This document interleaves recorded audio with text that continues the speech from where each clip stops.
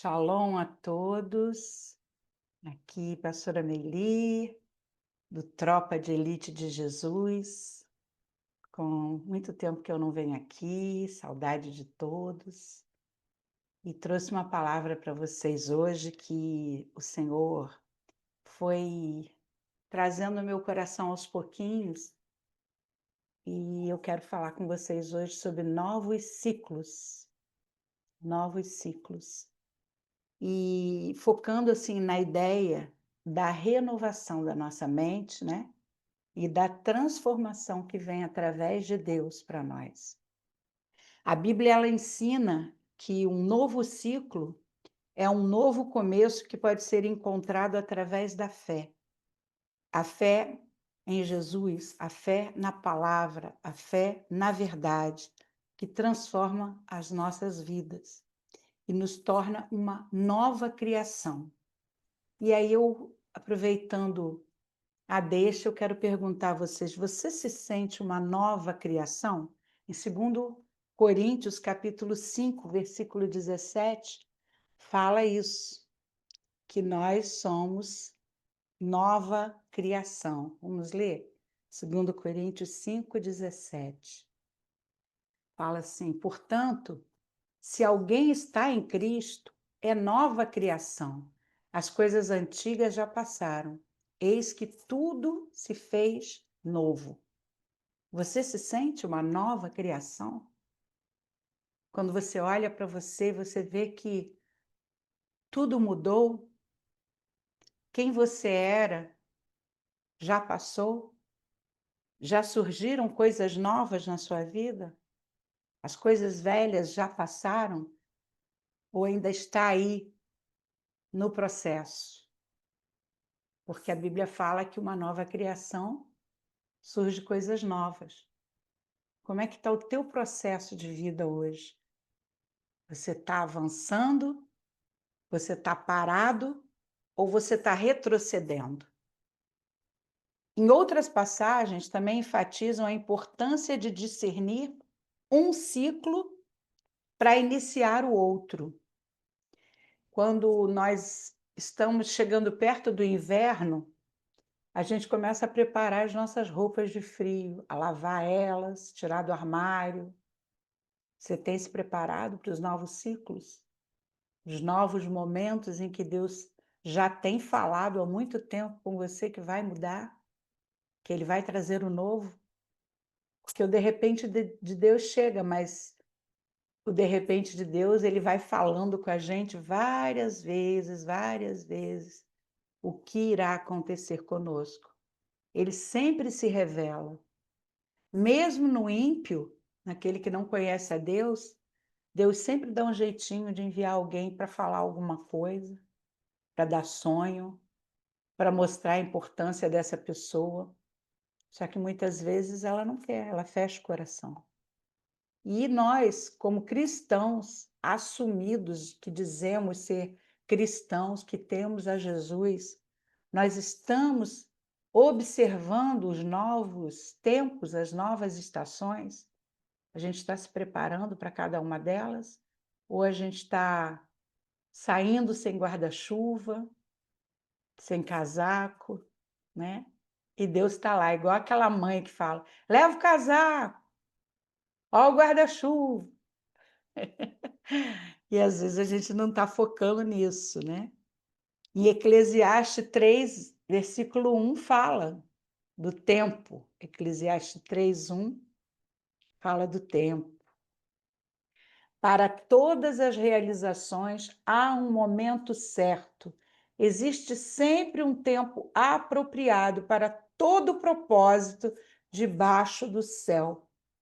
Deus, ele é um ser criativo, complexo e simples, porque ele deixa tudo preparadinho para nós.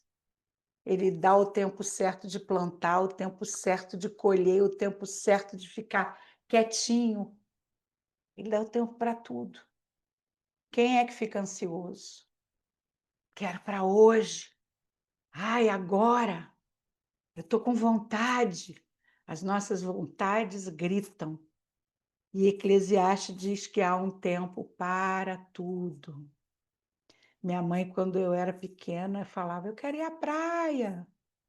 Aí ela dizia: "Não pode, você está ficando resfriada, tem que ficar em casa". "Mas está todo mundo indo na praia". "Você não é todo mundo", né. Quem já não ouviu isso? Você não é todo mundo. A praia vai continuar lá, o dia que você puder, você vai. E Deus, ele age conosco dessa maneira, né, com esse carinho: "Olha, calma, ainda não está no tempo". E você? Você tem conseguido discernir em que tempo você está? Existe um tempo para tudo. Existe um tempo que a palavra vai se cumprir, que o Senhor já deu todas as diretrizes, que Jesus falou em Mateus 24, quais seriam todos os sinais. Mas e você? Quais são os sinais do tempo que você está vivendo? Como é o seu tempo diário? Quanto tempo você passa tentando entender as coisas de Deus, meditando na palavra dele, querendo ficar em silêncio para ouvir? Como é difícil hoje a gente ter silêncio, né? Silêncio hoje grita. As demandas, as preocupações e todo mundo quer alguma coisa, mas uma só basta. E quem entendeu isso foi Maria, irmã de Marta, que ficou ali aos pés do Senhor, enquanto as demandas de fazer as coisas dentro de casa gritavam, mas ela escolheu a melhor parte, que era ficar ali aos pés do Senhor, né? Então nós temos que discernir em que tempo nós estamos. Nós estamos ainda querendo fazer um monte de coisa sem ser o tempo, ou nós estamos parados ouvindo se já chegou o tempo. A Bíblia ensina que um novo ciclo é um novo começo, é um novo recomeço, muitas vezes. E a vida é vista como uma série de fases, né? Nós nascemos, somos bebês, dependemos, depois vamos para a fase de criança, adolescência, juventude, e cada fase dessa nós temos tantas coisas que a gente está aprendendo ainda, e muitas vezes no meio do aprendizado a gente já quer ensinar. A gente nem chegou a aprender direito, a gente acha que já sabe tudo. Coisa de adolescente, né, adolescente faz muito isso. Mas eu costumo dizer assim para os meus netos, para os meus filhos: "Olha, vocês são avião, mas nós, os pais, os avós, somos a torre. Se a torre não comandar, vocês não voam. Tem que ter uma torre de comando". E qual é a tua torre de comando? A quem você está ouvindo? Quem você está sendo direcionado? Porque às vezes a gente tá ali sendo direcionado pela mídia, pelas conversas tola aí do povo, né, e o Espírito Santo está lá: "Quando é que você vai me ouvir? Oi, olha eu aqui, ó, me ouça", né. Então, essas fases que nós temos é como as estações da natureza, que eu acabei de falar aqui. O inverno é de um jeito, primavera é de outro, verão é de outro. E onde cada fase nos prepara para quê? Para a próxima fase. Então você tem que saber qual é a tua fase, para saber como você vai se colocar para a tua outra fase. Porque senão você embola pé com mão, no inverno você está de biquíni e no verão você está de casaco. E aí dá tudo errado, né? Você se sente preparado para estar entrando numa nova fase? Porque muitos querem mudar, muitos querem: "Ah, eu vou fazer, eu vou acontecer", né, mas não observam as consequências de cada mudança que você faz.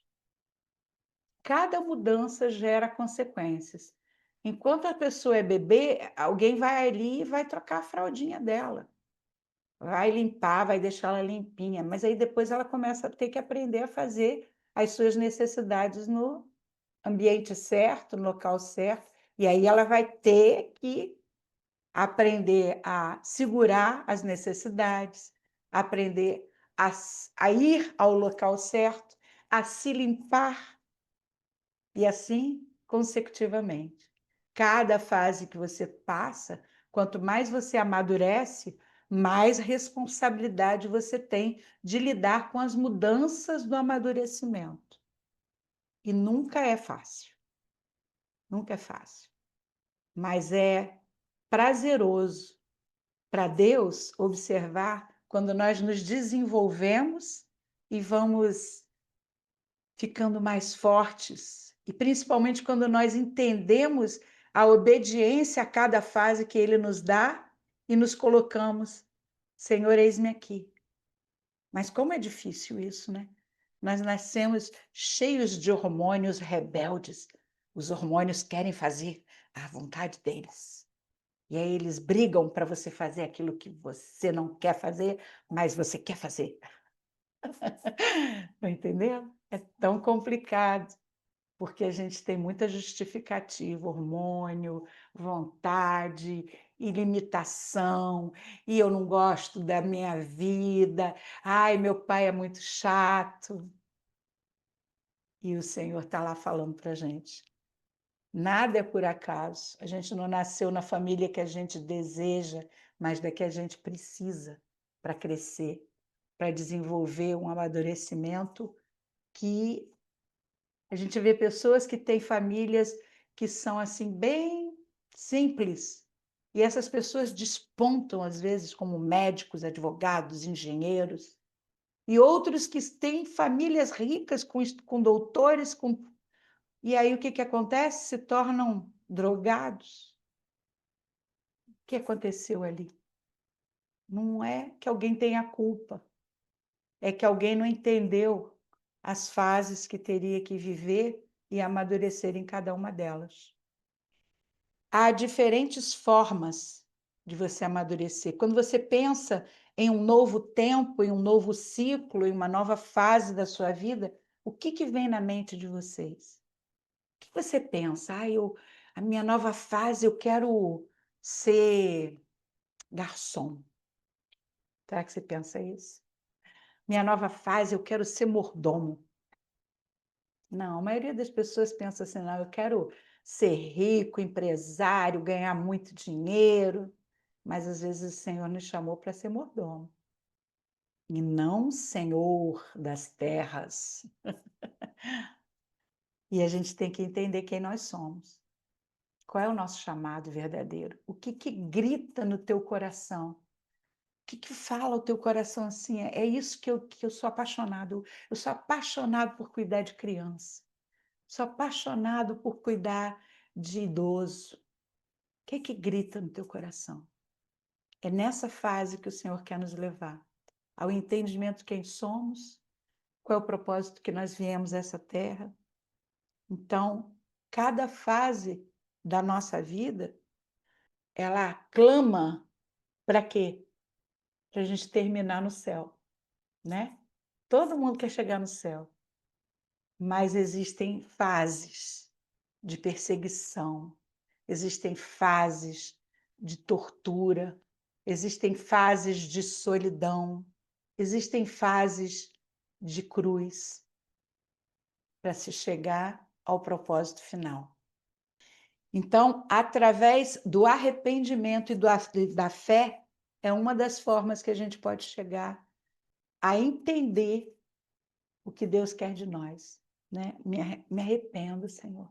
E eu confio, eu acredito nessa palavra, eu acredito que essa palavra é verdade e que isso vai se cumprir. Eu não sei o tempo, mas o Senhor disse, então vai acontecer, porque você não é homem para que minta. Então, esse arrependimento genuíno daquilo que você era e que você está se transformando numa coisa melhor, numa criação nova, vai te trazendo essa paz de que não é você que vai ter que lutar para fazer a mudança. É só a fé e o arrependimento, a cada dia, que vai te transformando para uma nova criação. O novo ciclo alcançado por meio do perdão dos pecados e do arrependimento. Não, eu já perdoei, mas ele lá e eu aqui. Aí eu pergunto assim: Jesus falou lá, orando, o Pai Nosso. Pai, perdoa assim como nós perdoamos. Tá bom, então você disse que você vai perdoar você aí e ele lá. Então é assim que Deus vai te perdoar. Você aí e ele lá. Então, como é difícil a gente entender todos os processos que Deus quer que nós venhamos a cumprir para que a gente seja uma nova criação. A imagem e semelhança dele, que veio aqui na terra ainda, se transformou em carne para mostrar como se deve viver, para avançar nesses ciclos, se arrependendo, pedindo perdão, perdoando e crendo que a palavra dele não muda. Em Romanos 6, versículo 4, Romanos 6, 4, diz assim: portanto, fomos sepultados com ele na morte, por meio do batismo, com o propósito de que, assim como Cristo foi ressuscitado dos mortos mediante a glória do Pai, também nós vivamos uma nova vida. Uma nova vida como? Mortos. Aí eu te pergunto, você já morreu? Já morreu hoje? Tem que morrer, gente. Tem que morrer todo dia, para que chegue a esse ponto aí, de ser como Cristo ressuscitado. Já imaginou se a gente já tivesse tudo isso assim bem claro na nossa vida? A gente já tinha recebido lá o corpo glorioso, já estava todo mundo indo para o céu. Mas por causa da resistência de mudança, a gente quer mudar de ciclo, mas a gente não quer mudar de jeito. A gente não quer mudar nosso caráter, as nossas coisas erradas que a Bíblia condena. Eu sempre digo: morra, morra. Não tem outro jeito. Tem que morrer. Tem que morrer para a sua vontade, tem que morrer para os seus desejos, tem que morrer para o seu eu, para ser uma nova criação, para alcançar um novo ciclo. Aí, às vezes, você pensa assim: ai, agora isso daí eu já consegui. Isso aí eu já estou boa. Aí Deus vem e pá, te dá uma lutinha naquela área. Aí você, poxa, vê que está tudo desmoronado, aquele teu castelo de ilusões. Aí você fala: ai, Jesus, me ajuda. Tem que morrer, tem que morrer. Então, significa também abandonar os velhos hábitos e viver uma vida transformadora e nova. E como que eu vejo isso, que eu estou vivendo uma vida transformadora? Quando tudo aquilo que você não suporta, que você não gostaria de fazer, vem para você fazer e você faz. E não sente raiva, não fica irritado, não fica reclamando, não fica lutando para aquilo acabar logo, sabe? Aí você vê que você está começando a alcançar o nível de que eu morri. Eu morri, não sinto mais nada, não tenho mais reputação. Os outros estão falando de mim, eu é mesmo. Eu acho que eu sou pior do que isso, né? A gente não, nada mais importa. Importa fazer a vontade do Senhor. Então, qual é a segunda coisa também que a gente percebe? É confiar no plano de Deus. O Senhor diz na palavra: eu bem sei os pensamentos que eu tenho sobre vós, são pensamentos de paz e não de mal, para vos dar o fim que desejais. Então, a gente já deseja aquele fim, mas a gente fica lutando no meio, atrapalhando o fim, lutando contra aquilo que o Senhor quer dar paz. Sabe? A paz que excede todo entendimento. Então, se você está em guerra interna, se tudo que acontece te irrita, você ainda esbraveja, ainda sai batendo o pé, tem que morrer, tem que confiar em Deus, tem que saber que Ele é o Senhor e Ele tem os planos de bem e de esperança para as nossas vidas. Nós temos que confiar nele. E como é difícil confiar no Senhor, né? A gente confia no motorista do ônibus que a gente pega. Sabe se ele está bêbado, se ele fez alguma coisa errada, a gente entra no ônibus e vai. E ele vai conduzir aquele ônibus ali e você confia. Mas o Deus Todo-Poderoso, Eterno, Maravilhoso, Criador que nos fez, a gente às vezes fica em dúvida: "Ai, será que vai dar certo? Será que isso vai acontecer? Ai". E a falta de confiança em Deus é incredulidade, é pecado. O Senhor fica olhando para nós tristes, assim: "Não confia em mim, ainda não entendeu". Imagina José sendo colocado no poço, aquele menino que era todo bajulado pelo pai, né, tinha tudo ali para ele, e aí de repente ele é colocado numa cova.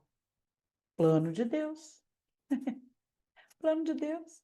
Para chegar onde? No fim que ele sonhou, que o Senhor mostrou a ele. Um novo ciclo, para que ele chegasse a ser Safenat Paneá, o salvador do Egito. Mas foi Deus que colocou ele na cova. Naquele momento não estava legal. Ele não estava gostando, ele estava chorando. Mas tinha um propósito. E é isso que às vezes a gente tem que entender. A gente está passando por luta, tá apertando o negócio, tem gente jogando pedra, gente que está cuspindo na tua cara. E aí você fala assim: Senhor, tem um propósito nisso? Se ele silenciar, querido, fica de boa aí, porque Deus está no controle.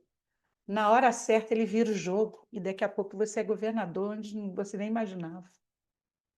Porque é isso que ele quer, que a gente governe a terra, que a gente faça viver o reino dele aqui na terra. A gente manifeste os milagres que Jesus veio aqui e manifestou com tanta facilidade. E ele disse que nós faríamos coisas maiores. E por que não fazemos? Porque a igreja se perdeu no meio de tanta mistura, tanta coisa errada, né? Isaías 43, versículo 13. Isaías 43, 13. Diz assim: desde toda a eternidade eu o sou. E não há ninguém que possa fazer escapar algo ou alguém das minhas mãos. Agindo eu, quem impedirá? Meu Deus, que palavra tremenda! E eu costumo sempre dizer, quando as pessoas estão agoniadas, querendo fazer alguma coisa, o que eu faço? O que eu faço? Primeira resposta de Deus: espere. Eu vou dar o sinal. Eu vou mostrar. Porque quando é de Deus, tudo flui, tudo acontece. As coisas vêm naturalmente. Nós não precisamos ficar lutando pelo nosso braço. Eu já experimentei isso algumas vezes na minha vida. E mesmo assim, depois ainda ficava assim: será que vai acontecer? Hoje Deus está me dando essa graça de entender, a unção do entendimento, que a espera é algo profundo para que a gente tenha intimidade, aprender a silenciar a alma, as vontades. Essa espera é maravilhosa para que a gente possa morrer mesmo.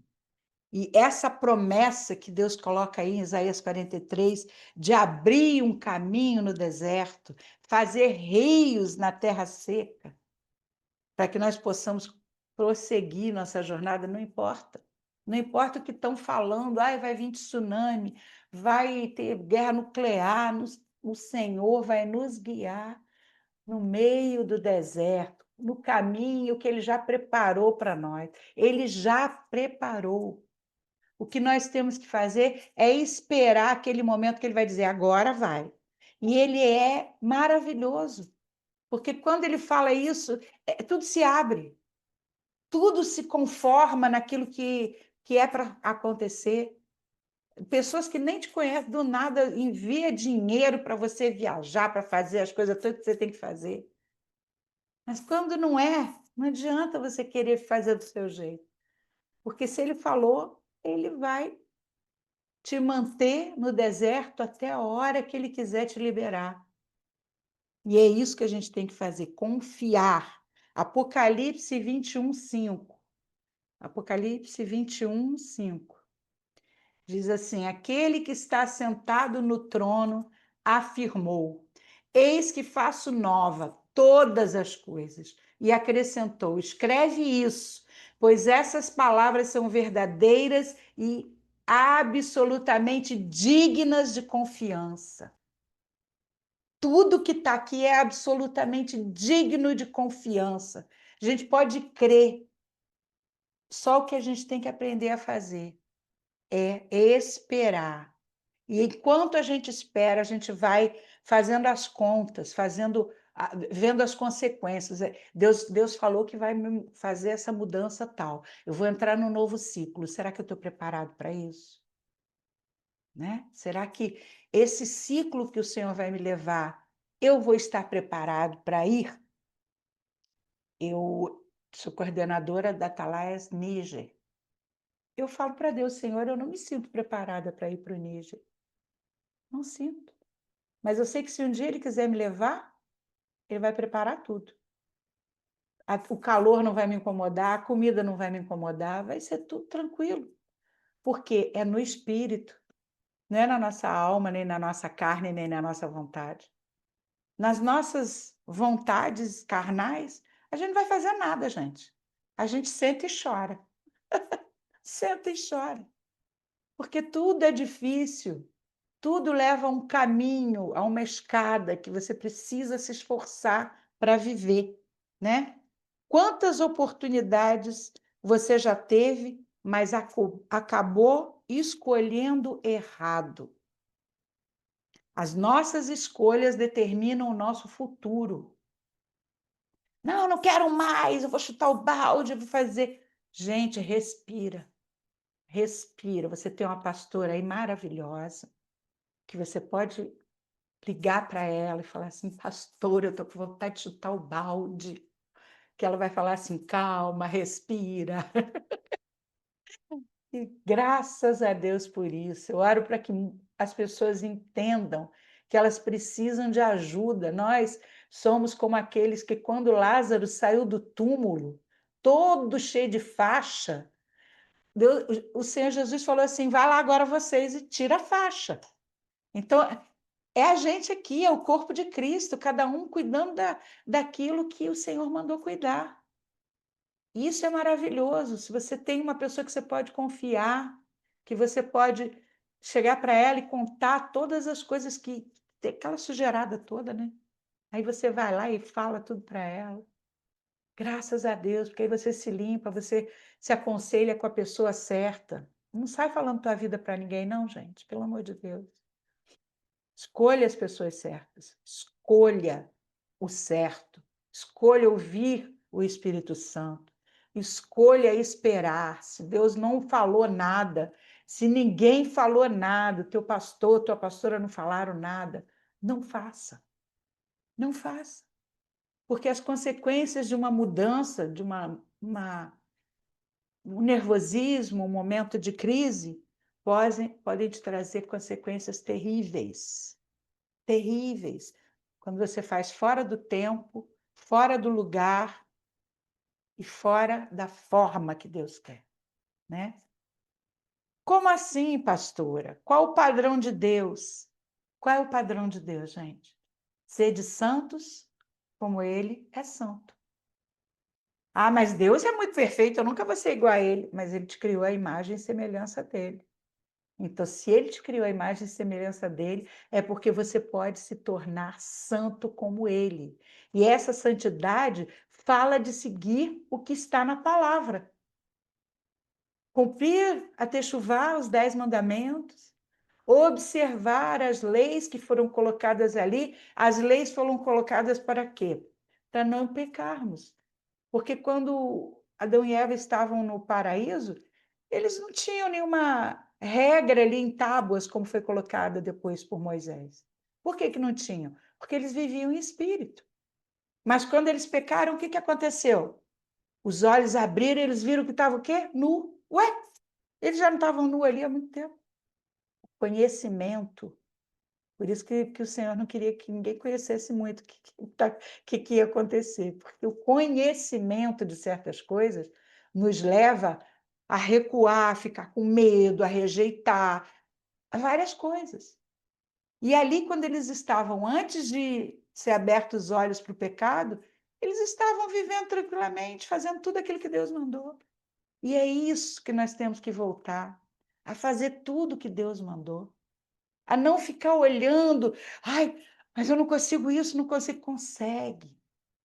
Quando você aprende a esperar, quando você aprende a confiar, quando você aprende a se arrepender e a ter fé, você aprende a esperar. E essa espera vai te levar no lugar que Deus quer.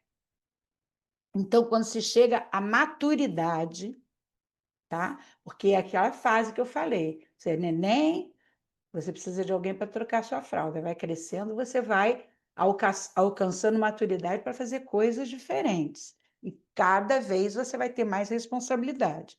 Então, quando você alcança a maturidade, você entende que nada vai acontecer na força do teu braço. Você simplesmente se rende à vontade de Deus. Se rende. Ai, Senhor, eis-me aqui. Se é alguma coisa do mal, me dá discernimento para que eu possa guerrear. Mas se é teu, eis-me aqui, Senhor. Faz o que o Senhor achar melhor. Olha como é que o pai olha para a gente quando você faz isso. Ó, o paizão assim, ó. Meu filho querido, amado, ele entendeu. Aí ele vai levando a gente para novos ciclos, né? Por quê? Porque só a vontade de Deus é boa, perfeita e agradável. A nossa vontade não é. Então, se a vontade de Deus é boa, perfeita e agradável, por que que a gente não fica nela? Por que a gente não espera essa vontade? Ah, mas está demorando tanto. Para Deus, um dia é como 1000 anos. Ele tem um mapa completo, a gente não tem. Ele está vendo lá o quebra-cabeça todinho. Agora eu vou encaixar essa peça aqui, agora aqui. A gente não vê. A gente só vê Jesus no barco dormindo e a tempestade ao redor. Ai, Jesus, não se te dá que a gente morra. Mas você tem que morrer mesmo, meu filho, você tem que morrer. Aprender a confiar em mim, eu estou no barco. Nada vai acontecer de mal. É que quando o Senhor está em silêncio, as pessoas acham que a tempestade vai nos sucumbir. Mas Jesus está no barco. E se ele está no barco, não vai afundar. E se afundar, ele vai arrumar um jeito de colocar a gente dentro de uma bolha para a gente sair daquela tempestade. É isso que a gente tem que crer, essa confiança em Deus gera amadurecimento, que gera novos ciclos. Há quanto tempo você tem esperado por Deus fazer algo que você quer? Aí eu te pergunto, quanto tempo Deus tem esperado por você buscá-lo de todo o coração? Porque ele diz assim na palavra: quando me buscares de todo o coração, me encontrareis. Então, às vezes, a gente está ali, ó, rodeando montanha, porque não quer parar para ouvir. Aí fica gastando tempo, quando podia ter ficado ali no silêncio e daqui a pouco Deus fala alguma coisa. E aí ele fala e às vezes ele não responde, porque que é aquilo que ele está falando. Aí você espera mais um pouco, porque se ele falou, ele vai dar o resultado completo, né? Por quê? Porque Deus é justo. E como eu já falei para vocês, Deus é justo até com o diabo. Então, se você apronta, o diabo tem uma legalidade para falar para Deus: olha lá, ele fez isso. Aí Deus, você não reconhece, não se arrepende, não pede perdão, Deus vai ter que dizer como ele disse para o diabo quando falou para Jó: vai lá e cumpre. Só não pode matar, mas vai lá e faz o que tem que ser feito, porque ele não aprendeu ainda a viver debaixo da minha palavra, não aprendeu a confiar em mim e esperar. Ou está achando que as obras que ele faz vão barganhar a minha vontade. Não vão, gente. Quando a gente jejua, a gente está jejuando para matar nossa carne e a gente ter mais intimidade com Deus. Quando a gente cumpre os propósitos de Deus, é para nós. É um presente de Deus para que a gente não erre. Porque Deus está no trono, ele não muda. Tudo dele é perfeito. Ele não vai mudar porque a gente fez uma coisinha bonitinha. Não vai. Em Josué 1:9 fala para encorajar a gente a fazer o que é certo. Josué 1:9 diz assim: Ora, não te ordenei? Sê forte e corajoso, não temas e não te apavores, porquanto Yahvé, o Senhor teu Deus, está contigo, onde quer que andares. Sabe? Isso me lembra Esther. Ela jejuou, pediu o povo para jejuar com ela, para entrarem na presença do rei, porque sabia que se entrasse na presença do rei sem estar no tempo certo, sem ele ter chamado, poderia morrer. Mas ela fez o quê? Se morrer, morri. Mas eu vou lá interceder pelo povo. E muitas vezes intercessores não querem pagar esse preço de interceder. Muitas vezes está só orando no automático, mas não perguntou a Deus, Senhor, o que é que eu tenho que orar por esse povo? Qual é a maior necessidade que eles têm? Fala comigo, Pai, para que eu possa orar com propósito. Nós temos que ter alvo, ter foco naquilo que Deus quer falar conosco. Porque intercessão não é igual a oração. Oração a gente ora o tempo todo, ora sem cessar.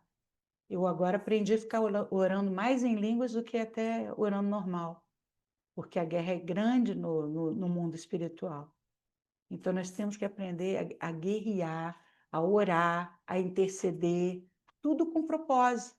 E para isso a gente tem que ter intimidade, tem que falar com Ele. Qual é o propósito, Senhor? Mateus 24 vai se cumprir, já está se cumprindo. Tudo que Jesus falou vai se cumprir, Apocalipse vai se cumprir, porque a palavra não muda. Mas aí a gente quer orar. Ah, não, Senhor, não traz peste, fome, não traz. Como assim? Ele já disse que vai trazer. Então, qual é o propósito? Nós temos que orar diferente. Nós temos que orar por. Senhor, o Senhor vai trazer, dá força ao povo. Levanta o remanescente para poder estar ali ajudando eles a passar. Vocês entendem? Não é tudo flores. Jesus teve que ir ficar 40 dias no deserto para poder alcançar o ministério que ele iria fazer para salvar o mundo. Jesus. E a gente, não aguento, não, isso não é para mim, não é para você, é para quem? Né? A Bíblia ensina que recomeçar não é ignorar o passado, mas permitir que Deus o transforme utilizando as experiências passadas para moldar um futuro com mais esperança e propósito. Então, tudo que você fez no passado, tudo que você fez de ruim, de bom, foram experiências que você pode ajudar o outro que está fazendo isso agora. Para moldar essa pessoa, olha, eu fiz isso, eu era assim. Você não esquece, você não tem amnésia, mas você não lembra mais com dor. Aquilo já é uma arma nas suas mãos para você ajudar outros a vencer aquilo que você sofreu, aquilo que você cometeu de erro. Não é ficar olhando para o passado, ai, porque naquele tempo. Não, esquecendo-me das coisas que para trás ficam, avanço para o alvo. Esse esquecendo aí é justamente isso, é não ficar lembrando, para ficar remoendo, para ficar dando desculpinha. Não, avança. Olha para o alvo, olha para aquilo que o propósito de Deus te chamou para ser, para fazer, para estar. Então, nós temos exemplos bíblicos de novos começos. E eu separei alguns aqui para vocês que eu acho lindo. Começo de Ruth. Ruth, no meio da desgraça e da viuvez, Ruth fez a escolha de seguir Noemi, a sua sogra, e buscar um novo começo. A sua escolha a fez bisavó do rei Davi e da linhagem do rei Jesus, né? Olha que quando ela escolheu aquilo, devia ser dificílimo, mas ela fez a escolha certa. E é isso que eu falo, nós temos que fazer escolhas certas. Às vezes você está remoendo numa coisa que Deus já falou assim, larga disso, solta essa corda. Vocês já ouviram a historinha do cara que subiu a montanha, né? Montanha de neve, aquelas coisas, né? Escala lá. Aí escalou e, de repente, ele escorregou e caiu, e era noite. E ele ficou pendurado ali naquela corda. E aí ele falou: ai, Senhor, me ajuda, me ajuda. E o Senhor falou para ele assim: solta a corda, solta a corda. 3 vezes. Ele, com medo, ficou agarrado ali na corda. Quando amanheceu, encontraram ele morto, ele congelado, segurando a corda. Sabe a quantos metros? 10 centímetros de distância do chão. Mas não escolheu certo. Teve medo, não confiou em Deus. A outra pessoa que mudou completamente, para mim, eu me via como essa mulher no passado. A mulher samaritana. Ao encontrar Jesus no poço, ela teve a oportunidade de uma mudança radical, sendo a maior evangelista, levando muitos samaritanos a crerem em Jesus. Quando ela encontrou Jesus no poço, tudo mudou, porque ela viu quem era Jesus. Muitas vezes nós estamos encontrando com Jesus em alguns poços da nossa vida e a gente fica retendo, a gente não fala a verdade, a gente fingindo que a gente, não, eu já sei, não tá bom, não sei o quê. E aí a gente perde a oportunidade de se abrir para Jesus e ele entregar um tesouro maravilhoso no nosso coração, que é a vida em abundância que ele nos dá. Aquela mulher esqueceu tudo, ela só saiu gritando. Olha, esse homem falou tudo da minha vida. Por isso eu me via muito como essa mulher, porque quando eu me converti, eu só queria falar de Jesus, só queria dizer: ai, Jesus é maravilhoso. E é tão bom quando a gente recebe esse tesouro no nosso coração. O outro personagem é Moisés, né? Também é um exemplo de recomeço, destacando-se a sua liderança do povo hebreu para fora do Egito após anos de escravidão. A história de Moisés é aquela coisa complexa, né? Porque ele foi criado ali pela filha do faraó, teve toda uma cultura dentro da mente dele, mas ao mesmo tempo ele sabia que ele era filho de uma hebreia, então ele ficava dividido ali, mas ele teve compaixão das pessoas. E essa compaixão dele é que fez com que ele se tornasse um libertador. Mas para isso ele teve que ficar 40 anos no deserto, para tirar toda aquela cultura velha, tudo aquilo que ele aprendeu ali.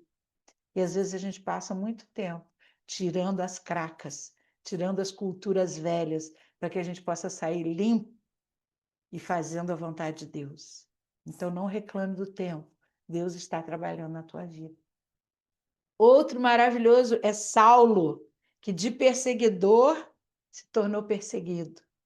Mas em nenhum momento ele reclamou, porque ele entendeu qual era o chamado dele, de nos trazer, os gentios, para perto de Deus, para ser enxertado na videira verdadeira. Então, Saulo foi um testemunho de transformação sofrido, né? Levou chibatada, apanhou, saía de vários lugares fugido, mas ele já tinha entendido quem ele era e o que ele tinha que fazer.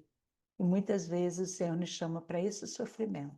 Por isso nós vemos mártires, vemos pessoas indo para lugares para sofrer em nações que na dela não ia sofrer daquele jeito, mas eles entenderam o chamado, né? Isso é transformação. Em João, apóstolo João, em Lucas 9, 51 a 55, fala que ele falou para Jesus assim: nós vamos tacar fogo nessa cidade, Jesus. Vamos! Isso aí, Jesus falou assim: vocês não sabem que espírito vocês são, não? Então, às vezes, Jesus tem que dar um talar na gente. Ei, acorda, você não sabe de que espírito você é, não? Está querendo exortar o outro aí, mas nem ainda cresceu o suficiente, ainda está tomando mingauzinho, já está querendo exortar o outro. Não trocou ainda as fraldas, está já querendo andar de bicicleta. Né? Esses são exemplos que a gente tem aí na Bíblia de mudança completa. Jesus Cristo, ele nos chama para ser discípulos. E João, o apóstolo João, de bravo, vamos tacar fogo na cidade, ele se torna o discípulo amado, como fala na Bíblia. Ele que deitava a cabeça no ombro de Jesus, ele que estava na crucificação. Ele foi o que demorou mais tempo para morrer na ilha de Patmos. Que testemunho de transformação. Mas em todos tiveram lutas, tiveram esperas, tiveram decepções, mas em tudo eles estavam tão plenos da presença do Espírito Santo, da vontade de Deus na vida deles, que nada disso fazia diferença. Eles só queriam cumprir o propósito. Isso era o mais importante para eles. E todos que se aproximam de Jesus e o amam seguem sendo transformados. E aí a gente vê em Colossenses 3, eu não vou ler, mas pode deixar aí para vocês anotarem. Colossenses 3, de 5 a 12. Mateus 7, de 19 a 20. 1 Coríntios 15, 51 e 52. O nosso Deus, ele nos ama e ele quer nos transformar. Você está preparado para as mudanças? Ou você quer continuar no seu conforto, sem ninguém te perturbar? Não sei, deixa eu aqui quietinho. Eu sou do Ministério do Canto. Fica lá no cantinho, quietinho. Ninguém mexe comigo, eu não mexo com ninguém. Mas a palavra diz que os crentes, os cristãos, os do caminho, vieram para transformar o mundo. Eles transformaram as situações. Eles fizeram com que aqueles que criavam porcos ficassem desesperados lá em Gadara. Não, você matou meus porcos. Tem que matar os porcos, gente. Parar de criar porco e fazer a vontade de Deus. Então, isso tudo, o que eu estou falando aqui, no final é profundidade.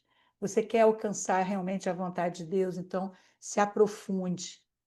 E para ser profundo, para ter essa profundidade, requer o quê? Decisão, requer entrega, requer renúncia.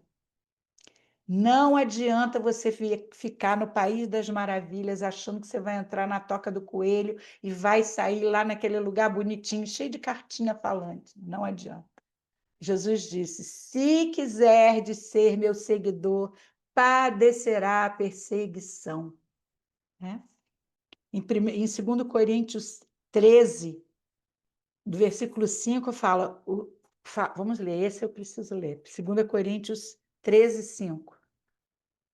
Examinai, portanto, a vós mesmos, a fim de verificar se estáis realmente na fé.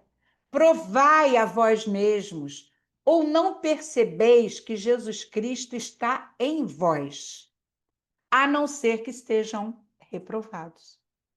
Olha que palavra, gente. Examinai a vós mesmos. Olha para o seu comportamento, olha para o seu fruto, olha pelas palavras que saem da sua boca constantemente. Olha como, vai para o espelho e olha como é que você fala. Se filma. Examina se você está nessa fé ou se você já está reprovado. E se você está reprovado porque você vê que está fazendo tudo errado, volta para Deus, se arrepende, pede perdão. Chora. Profundidade exige renúncia. Entregue de verdade a sua vida ao Senhor. Tudo aquilo que Ele te pediu, entrega tudo. Dá o seu Isaac, dá o seu melhor. Porque aí, quando você entrega, Ele vai fazer. Ele vai enviar o cordeiro para o sacrifício. Mas se você reter, você vai perder. Mergulhar, não há profundidade, gente, sem abandono. Não tem como. Ah, eu estou aqui orando, mas nada acontece, não sei o quê. Vasculha a tua vida, vasculha o seu comportamento, vasculha como você trata as pessoas. Vasculha. Você vai ver que você. Porque o Senhor está ali o tempo todo, só esperando a tua atitude, a tua escolha. Isso tudo, gente, é a recompensa. Vai ser o quê? Não vai ser casa, carro, nada disso. É a presença. É você estar assim parado, daqui a pouco você sente aquele perfume. Você começa a chorar e você sabe que ele está ali. E você não quer mais nada. Só quer estar ali com ele. E ele te abraça, ele te leva para o jardim e você sabe que você está seguro. É só isso que a gente precisa. saber que Ele nos guarda em todos os momentos, a partir de entrega, renuncia, abre mão, sai da sua vontade. Amém? Vamos ceiar, vamos entrar nessa. Eu vejo a ceia hoje não mais como ritual, não mais como, tem que fazer, pegar o pão e tal, tal, tal. Ler aquele versículo que fala. Não. Eu vejo a ceia como a intimidade que o Senhor Jesus chama os seus amigos, os seus íntimos, aqueles que se sentaram à mesa dele e ele partiu o pão com eles e explicou para eles: todas as vezes que vocês fizerem isso, fazei em memória de mim.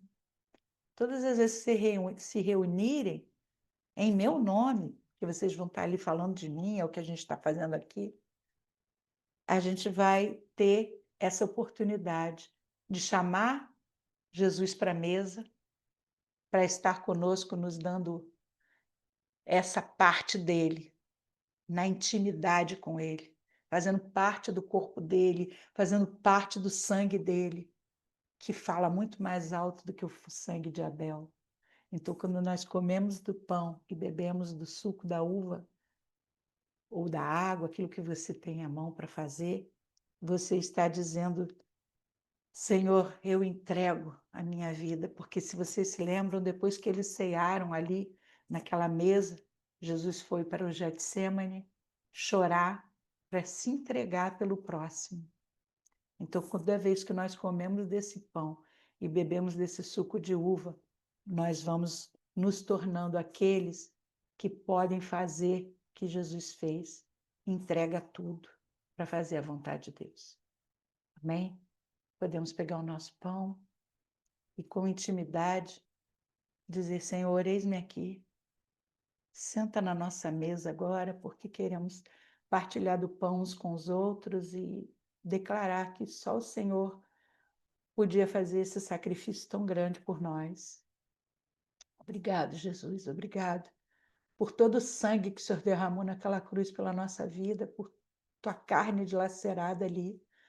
Nós nos lembramos, Senhor, e te agradecemos poder participar do teu corpo e do teu sangue, que nós possamos ser curados enquanto estamos absorvendo todo o corpo e sangue do Senhor no Espírito.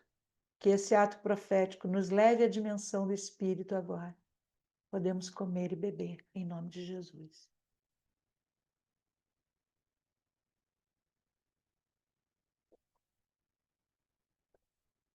Aleluia. Glória ao teu nome, Senhor. Louvado e engrandecido seja o nome do Senhor. Que todos que ouvirem essa palavra se acheguem mais ao Senhor, se rendam e vivam dessa presença, que é mais do que qualquer coisa que a gente possa querer.